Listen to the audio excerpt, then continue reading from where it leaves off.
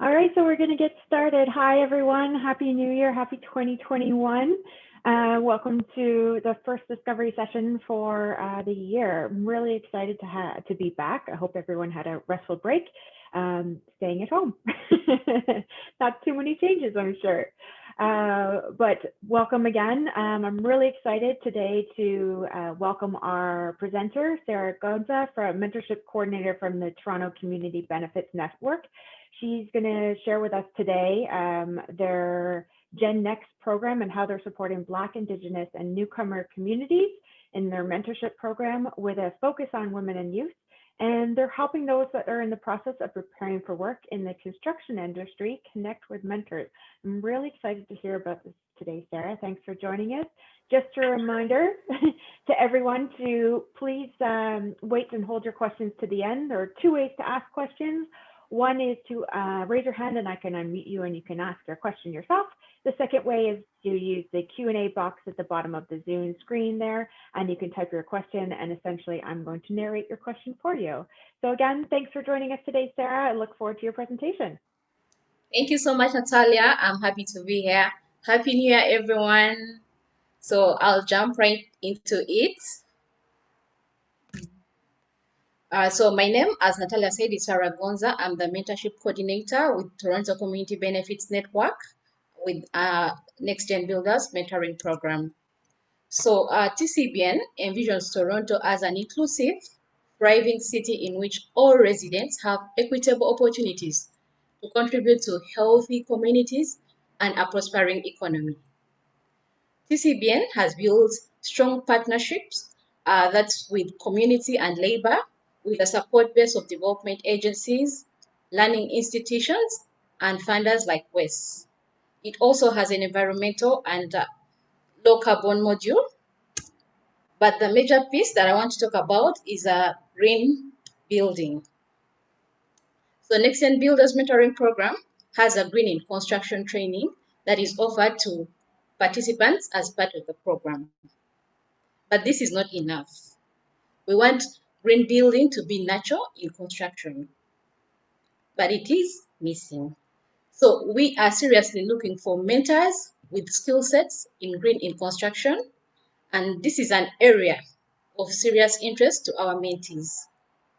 These skills will benefit mentees as they join and work in the construction industry.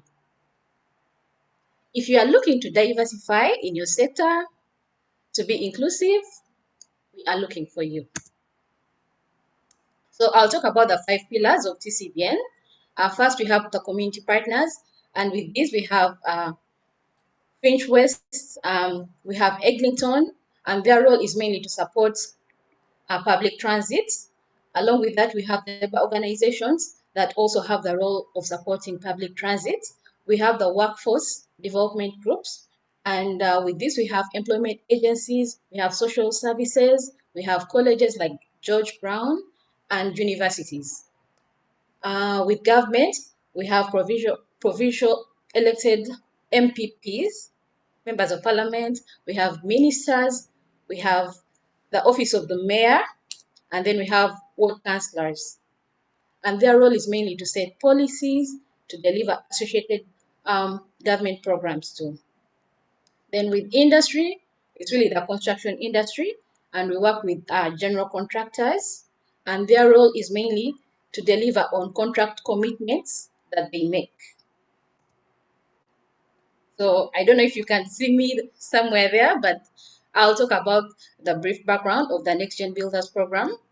On July 18th, 2019, after 3 long years, the City of Toronto adopted new landmark community benefits framework, which created more opportunities for training and well-paying careers in trades through apprenticeships with hard targets for hiring Toronto residents from historically disadvantaged communities and equity-seeking groups.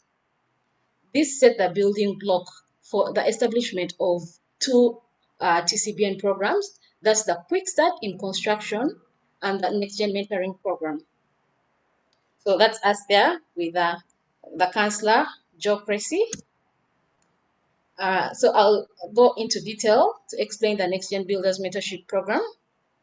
This is a community, labor, and industry mentoring partnership delivered online. It's delivered on Zoom, right? It is led by Tcbl with the support of LAUNA, African American Canadian Caucus, ACON, and other community, labor, and industry partners. Just some figures for you to know. Between March to December 2020, the Nexgen Builders program enrolled 305 participants, and of those, 174 got into employment in the construction industry by November 2020. I feel like those are good figures. So the program itself has 16 trainings. That's 3 sessions in a year for the mentees. Then with the peer mentors, we have 6 trainings, and those are like 3 to 5 sessions in a year. So our next cohort will begin on 20th February for both mentees and peer mentors in 2021. The benefits that our Nexgen builders get, we have professional training seminars. Secondly, we have networking and professional training opportunities. We have a mentoring coach and a mentoring app, the My5 app. And then we have calls and meetings between mentees and mentors. So when we look at who can be a mentor, we look at someone who is currently working in the construction sector. We look at someone who has completed a construction apprentice or is an experienced professional in the industry. And then with the peer mentors, they should be in their second year of apprenticeship and a recognized leader. They should be willing to commit at least 1 year with Nexgen. But the most important thing is someone who understands the challenges that underrepresented groups face and wants to see them succeed in the construction industry. So with the peer mentor sessions, like I said, we have 6 sessions, but then with each session, we have 90 minutes a week, and they are on Thursdays from 6 to 7:30 p.m. Once those are done, we connect each peer mentor to 5 mentees, but they should have also completed the 15 mentee trainings that happen on Wednesday. So the mentoring takes 60 minutes a week with each of the 5 mentees for 3 weeks of the mentoring, and thereafter there will be quarterly check-ins with the mentees. So now we look at the qualities of a good mentor. So here is where we look at someone who is able to share their expertise, but also majorly someone who is able to give constructive criticism. When I talk about constructive criticism, it's an area where if, let me leave this here, but someone who's able to really share constructive criticism with the mentee to help them develop, advance, grow in the construction industry. Then someone should have skills beyond construction.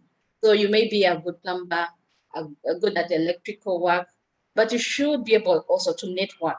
So these are the skills we also want our mentees to learn from you.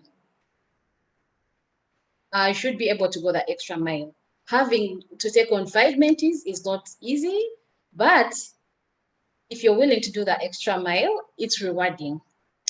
Then when we look at the other quality, personality, and leadership skills, there's a lot of planning that goes into mentoring because you have 5 people to take on, so you need to plan. You have to be focused. You have to keep time.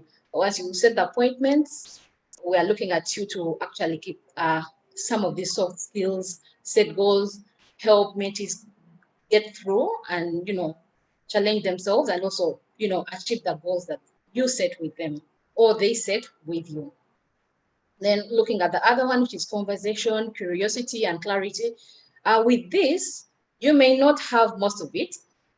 That's not, you don't have to worry about this.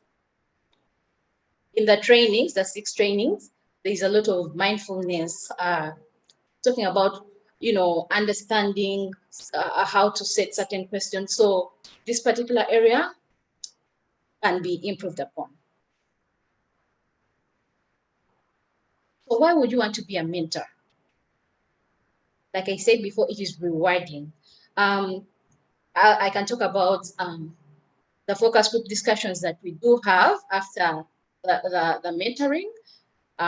We have the focus group discussions with the mentors, and just like, because when I match them, you find like some people are hesitant, there's a lack of confidence sometimes, they have an issue here and there, but by the time they are done with the process, the smiles on their faces, someone is telling you what the challenges they face and how they overcame those.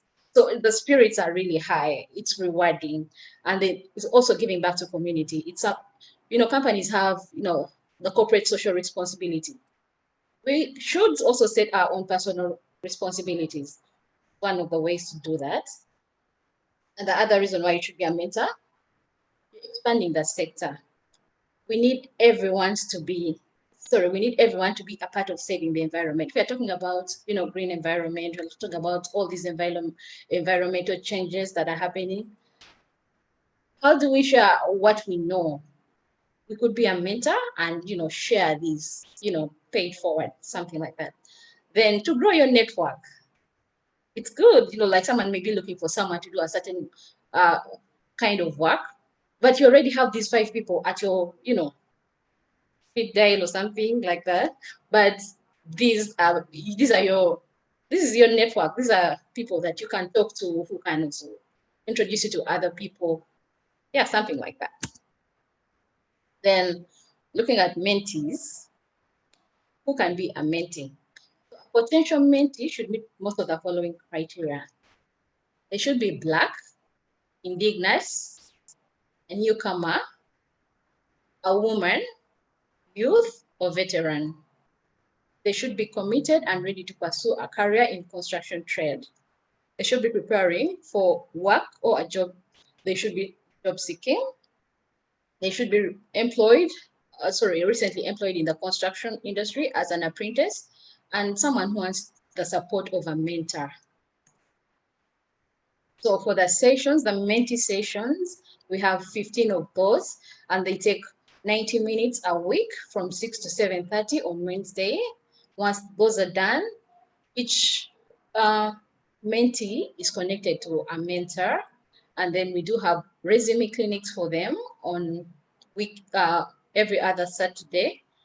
We have extracurricular supports like the career talks. The career talks is hosted by Brandon Hay. We have wraparound supports. We have construction connections that supports with buying tools, childcare supports, and then once all this is done, someone has completed the 15 sessions, we connect them to the job finding club. This is where we get them into the union, but priority is given to jobs that are negotiated in the community benefits agreements. Those are the jobs that we want them to get connected to. So the next thing is that the mentoring process. Once they're done with the trainings, they do the mentoring. This is how it all begins. It starts with a Nexgen mixer.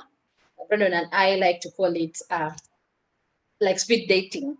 So peer mentors and mentees come together on Zoom. We do have breakout sessions where we have a kind of guiding questions for them to really break the ice and get to know each other, to understand each other, and see like a mentor, a journey person. A mentor is really a journey person looking to mentor, like a peer mentor who is someone in their second year or third year, fifth year of apprenticeship.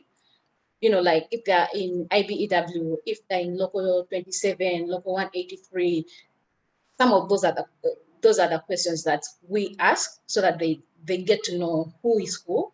And from still during the Nexgen Mixer, I talk about the mentoring process. We do have Andrew, the creator of the My5 app, who takes us through the process of communication and interaction with between the peer mentor and the mentor. Then after the Nexgen Mixer, we do have the matching. So this is what I call the process, the matching process itself. With this, I'm matching the mentor with a peer mentor, I normally like to get opinions on who like they would like to mentor, especially if they attend the mixer. So with that, at least I'm helped to know who I can match with who. But even without that, during the trainings, I'm taking my cues from how people are responding, and by the time the matching process comes, I know who to match with who. But I just need like a few details from uh, the participants on what they really want. I want to match people with people that are fitting. So once the mentoring is done, at the end of it all, we do have the focus group discussions that I talked about earlier. And with these, we talk about the challenges, what they liked about the whole process, what improvements we can make to the program for the next group. So it's like with the focus, I personally enjoy the focus group discussions because you see people really smiling, people talking about things they didn't think they could achieve, but they do happen, and I like this particular part. So at the moment, we have many mentees, and we are looking for mentors. So this takes us to the next steps. Please apply. Apply to Nexgen Builders. This is the website. This is my contact, and this is my email address. Thank you so much. Thanks so much, Sarah, for giving us the overview of your program. I was really impressed by the stats that you guys had in the like last year when you started in from March to December. I can't remember the number, but you had something like, was it 400? 305 participants were enrolled, and 174 got into jobs in construction. Yeah, that's just so fantastic. I know you and I were discussing, I think it was yesterday, just about how this is such like something vital that's needed in the construction sector, how it's predominantly made up of white males, and we need to diversify the sector. And it's really important, and especially for energy efficiency and the environment, if we're going to like save the world, for lack of a better term, to put it in the simplest context, it's going to take everyone. And that means growing our networks and not just being like, hey, I know this person, so it's just easy for me to ask. We actually have to make a conscious effort to go out and be like, let's reach beyond our network. And I would say to everyone that's joined us here today, Sarah is giving you a way to grow your network. So please reach out to her. I do have a question to jump off the question period here. Just a reminder to everyone, you can raise your hand and I will unmute you. You can ask your question, or there's at the bottom of your Zoom screen, there's a Q&A box and you can type your question in there and I can narrate you. So because no one's unmuted yet, I have the advantage of asking the first question. So Sarah, I'm actually wondering, can mentors be located anywhere in Canada? Like if anyone on the call is looking to be, or webinar, mentor, can like someone in New Brunswick or BC, can they be a mentor? Thank you so much, Natalia, for that question. So with the fact that we do have the program being held on Zoom online, we are open to having people from around Canada join us as mentors. So yes, we are open to having mentors from around Canada join in. And even the mentoring process that I talked about, all this is done using the My5 app that I talked about, or any other means that the mentor and peer mentor may assume or think is able to deliver that mentoring. That's fantastic news, because I know one great thing was to see this, because this is only available in, is it Toronto or Ontario right now? Right now we have mainly mentors within Ontario. Okay, so that's good to know. So if you're a mentee, like if you're looking for mentorship, if you're a mentee, do you have to be in Toronto or can you be in, because I see that's the question here from someone. So for mentees, you can also be anywhere in Canada at the moment because it's all on Zoom and we're in COVID. However, I have to mention that previously, before COVID, we were meeting at two Champagne Drive. That's where the office is. But with the transition to online, the service is open to people around around Canada. Sorry. Okay, Oh, we'd want to take it around the world.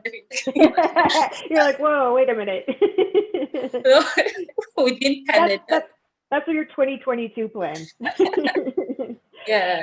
So that's awesome. So that's great news. And I would say if it is successful and you guys have enough demand from mentees and mentors in the rest of Canada, I can see you guys opening up other offices across Canada, which would be just amazing.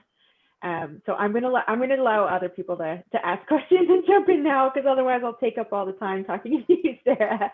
I see we have a question here from Kirk Johnson. If you want to ask the question. So the question is, there's multiple people typically on Energy Efficiency Canada side that are not on the green construction side, but they do building analysis, energy efficiency, climate change, envelope HVAC, and are there mentees that are looking for mentorship in those areas? Because you might be able to get some good penetration with this particular demographic in those areas.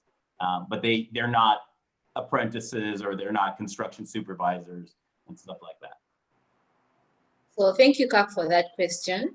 Actually, we have mentees from all sectors. We have, I talk about PAT, that's professional, administrative, technical, that particular piece in construction. We have people from that particular part, but we also have people within the actual, like plumbing, carpentry. All these are needed. Like if you're a mentor and you've been in any part, any sector in construction, you are needed. We have many mentees who are waiting to get to receive and also mentorship and mentoring from experts or people who have been in the industry for some time. Okay, thank you. That is great. Do you have a brochure? I just that or a link or something like that. I know you have the Nexgen site, but if there's a brochure, then we could circulate that to people, and I could circulate that to the group, or if you have a LinkedIn group, we could do a kind of an amplification on that, because I think you've got a great program and it's much needed. Thank you so much. We do have the flyers. So probably I could, let me see. Natalia, how should I send it to you to forward it to Kirk? Because we do have the flyers. Yeah, so I don't know if you caught Sarah's email, but if not, Kirk, if you want to email me or just the info@efficiencycanada.org, and it will get directed to me, and I can connect you with Sarah. And that goes for anyone else on the call too. Just a reminder as well, we do record these sessions and they're available on our website. If there were some things that Sarah said that you missed, that you want to listen to, or any of our past discovery sessions as well, we do keep a recording on the website. I find they pair very well with an evening glass of wine. So another question here, I see that we have from David Katz. So David, I'm just gonna unmute you here so you can. Yeah, do you hear me? Yeah, go ahead, David. Okay. What you're doing. I just missed the opening. Are the mentees under unemployment insurance? And the reason I ask is we've worked closely with the foreign professional engineers who have a similar program. They come here, they have engineering degrees from other countries, as just like Kirk said, they want to get into the energy management field that does require, some engineering certification. Are these people paid? The mentees, are they under unemployment insurance? Are they getting the Canada training grant? Because we want to help people, but we want to find out how they survive. I'm just going to interrupt you there, David, because I don't know, Sarah, can you understand what no, we can't understand what you're saying. Sorry, David. If you want to just type in your question, it was something to do with unemployment insurance, but if you can type it and then I can ask, because unfortunately the connection is just not great. Thank you for that. Are the people under unemployment insurance during these? No, we can't understand you. I'm going to Sorry, I'm just going to cut you off, David, because it's just garbled what you're saying. What you're saying, all we can hear is an unemployment insurance. So if you could just type again, just type your question in, that would be great. Thank you so much. So I'm just going to, again, just a reminder, if you do have questions, you can, I can unmute you, can ask your question as long as your mic is working well and you have great internet connection. You can also ask your question in the Q&A box. I see David, thanks so much for jumping in there. So the question is, Sarah, are people under unemployment programs during the mentorship? So during the mentorship, probably I didn't get the question well, but let me just answer it the way I think was stated. So the mentoring program is free. So anyone who applies and qualifies in regards to the things that I talked about, who should be a mentor, who should be a mentee, as long as you meet that criteria in particular. The other situations, we may not know. We may not know whether you're attending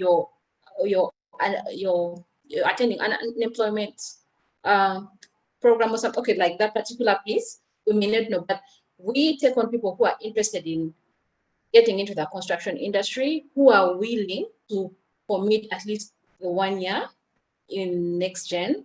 Like, as long as you meet that particular criteria, the rest of the information, whether you're on a different program or may not really come in as much. We just need, like, for you to be committed. You want to join the construction industry. That's the commitment we need from someone. I don't know if that answers the question. I think so. I think there's just a follow-up question here is, do they have access to the government training programs, such as the 26-week training funds? Is that something you guys coordinate, or is that something separate to this? Do you guys line up jobs for them, or someone that already has a job lined up? Like, how does that work? Okay, thank you so much for that question. So actually, there's a piece that I missed. So the 305 participants that we had last year actually had, once they finished their training, there was a financial benefit to that. There was a $500 reimbursement, and this was to help them like get internet, to have actually we had also we would loan them laptops for those that didn't have laptops, so that they're able to attend the trainings.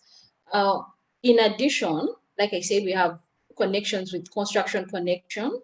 So it provides finances for tools once they're done with the program, childcare services, benefits, but we also are connected to different organizations that have, let me say, government, things like that in that line, where they get all the supports, wraparound supports that are needed for them to what's the word? To overcome any obstacles. Yeah, thank you.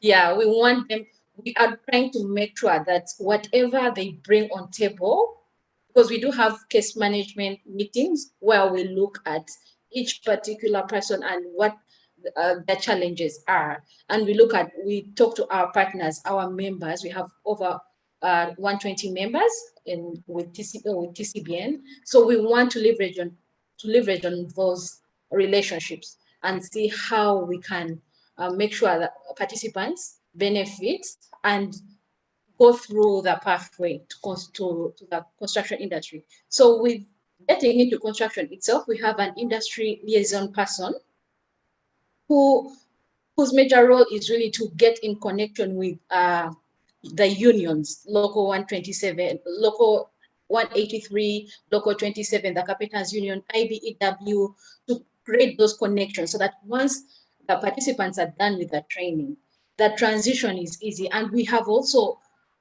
know these people, we know the participants, we know who can do what, we know their strength, we've done the SWOT analysis, we know who can do what, and we're able to be like, oh, there's this particular job, this person should be able to. And that's how we managed to get the 174 employed, because I'm in direct contact with the the liaison person, and when he contacts me like, there's this particular job, do you think this person can do this? I'm like, oh, this is a good candidate, because you've been with them in their trainings, you're taking cues from them, you're like, okay, this particular person, if this particular job comes in, opens up, there will be a good candidate for this. So with that in mind, we're able to connect these particular candidates, and with also information that we gather from focus group discussions with the peer mentors and the mentors. They give us a lot of information in regard, like, oh, this person really does well with this person is good with this, they should improve on this. All this is information that we get that helps us make those connections easily. I don't know if that answers the question. I think it answers the question, and then a whole bunch more. I think that was awesome. That's great that you guys provide laptops for people that need it, or $500 for internet, especially right now. That's huge. And childcare support, like all these things that typically barriers to entering the workforce. That's just fantastic that you guys do that. I would say, I know you and I were talking as well, is that one of the benefits, just to kind of expand on what Kirk was saying before, is that the people on this call here, they might not necessarily have all the knowledge and the skill set of the construction, but these people have already gone to school and they've already learned. You're really looking for people to give them the kind of the soft skills, like how to network, how to write your CV, how to get a job, and like what to do when you're on the job site. Just those types of things that, there is no, even if you go to university and not trades, they don't even teach that there. So it's the piece that's really missing, that I think it's fantastic that you guys are offering this. The other piece I think is really exciting about this is, I know, Sarah, you were saying that you sometimes have mentees coming up to you and saying, like, I'm a Black woman, I'd love to have a mentor that's also a Black woman, and you have like a limited number of Black women in the construction sector. But if someone, like say a white male, to go to the opposite extreme, if a white male then connects with a Black woman and mentors them, and they become work in the work field, that woman can then become a mentor. So do you find that happens a lot, or I don't know if it's too early to say, that some of the mentees then become mentors? Thank you for that particular question. Actually, it reminds me, in one of the focus group discussions, it's one of the questions, like, would you, like, it's along the line of like, if you got a mentor who is not your particular race, would that kind of, so because each person gets 5, right? So I had this one particular peer mentor that I gave like a diverse group. It was a male. I gave, there was a lady, I gave someone from Asia, I gave them an African. So like on the onset, like, oh my God, okay. In his mind, he thought he'd get all Black and that's it. So with the different people that he got, he was anxious, right? However, but when we had that focus group discussion, he had so many nice things to say. And he's like, I don't think it's about race, it's not about color, it's the fact that you're able to share your expertise with, like, everyone wants to learn. And once he got onto the mentoring and the relationships that he built, he was just so like I didn't, like, sometimes we have like some biases beforehand, but if we kind of look at the piece, the actual piece where people want to learn, people want to share experiences, people have expertise that they can share, and people are willing to take this on regardless of all the other things. We have to put other things aside and look at what's the important thing here. So that particular peer mentor made me very, very like excited, very like, I didn't know. I was like, okay, how do these are very different people, how do I handle this? But he actually went above and beyond, and it's his mentees themselves who contacted me, like, oh my God, this is good, he's done this, he's challenging us in this area. So I don't think there's anything to fear about, any of these things. It's sharing that expertise. That's the major piece. I think if you look at that, the construction industry will be diverse, it will be inclusive, and will have an equitable kind of, sector. Yeah, and I would say also that just from people I've talked with, or more so other guest speakers that we've had before you, is that so I can't speak to all races and all to everyone, but I know in particular Indigenous and youth are really interested in working in an environmental type role. So if you have experience, like if you know how to build passive house and you're interested in just teaching some basics to someone and be like, even to be like, this is what passive house is, you can learn about it more and you can get more training about it. That would be something that those particular two groups, at least that I know of, again, I'm sure everyone else is also interested in it once they learn about it. But that's something that I think that this group here can really share and really expand, and we can get passive house and net zero houses growing and just the knowledge awareness out there. So I see there is another question here, so I'm just going to jump to Dana. So Sarah, do mentors require any special insurance requirements, mainly due to influencing mentees with the wrong information? There are many opinions in this industry. That's very true. How do you ensure the accuracy of the direction for mentees? So thank you for that. The major thing is before the mentoring begins, we do have those trainings. So with the trainings, we are trying to kind of actually direct the path of where and how the mentoring should proceed, right? But that being said, even with the mentoring, we have guiding questions. So with the guiding questions, it's really looking at setting goals, yeah? We ask the peer mentors, the mentors, to set goals with the mentee, right? So anything that is extra, it's still in line with this, setting goals, and then keeping on that path, being focused and getting the mentee to learn how to set these goals. These are, we're looking at construction in particular, but this helps them even in their personal life, in their personal, goal setting. And in that particular line, I'm also always in contact with the mentees, with the mentors, and trying to understand and make sure they stay on course. So anything that may not really be, I also communicate clearly that this is really the direction we are taking. So I think with that piece, we try to stay online.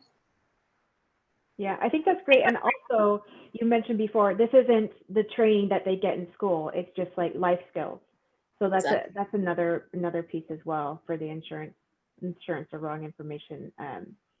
So I'm just noticing the time, so I'm just gonna end there for today. So thank you so much, Sarah. It was really great to learn about the program, and I'm really excited the fact that right now, so here's a benefit to COVID for once, that it's actually available to everyone across Canada for mentors and mentees. So let's get those numbers up, and so that we, like in 2022, Sarah can reach her new goal that I put upon her of opening up chapters across Canada. That would be fantastic. So again, thanks again, Sarah, for joining us. For those that are joining us next week, we have a CIET, which is the Canadian Institute for Energy Training, which is actually a great segue from Sarah. So Sarah, you might want to send your mentees to attend this next week's discovery session. It's actually Energy Management 101. So it's foundational training for new and established energy efficiency professionals. So CIET created this 101 course out of demand. Some people that are new to the sector that don't necessarily have the education, I guess, official education, but they found themselves in the energy efficiency sector and they want to learn more. So this is just kind of an overview of what this training is, to see if people want to then enroll in the training. We thought it would be a great one, especially to kick off 2021, because I know a lot of people have New Year's resolutions to expand their career or to learn more. So this is a great one here. I will also put a plug in for Efficiency Canada. We actually are hiring a project manager, and we definitely have some diversity, equity, and inclusion goals for our own staff. So I encourage anyone and everyone to apply. The job posting is posted on our website as of this morning, and applications close on February 1st. So again, thank you so much for Sarah, and I hope everyone enjoys the rest of their Friday, and I'll see you again next week. Bye. Thank you. Bye.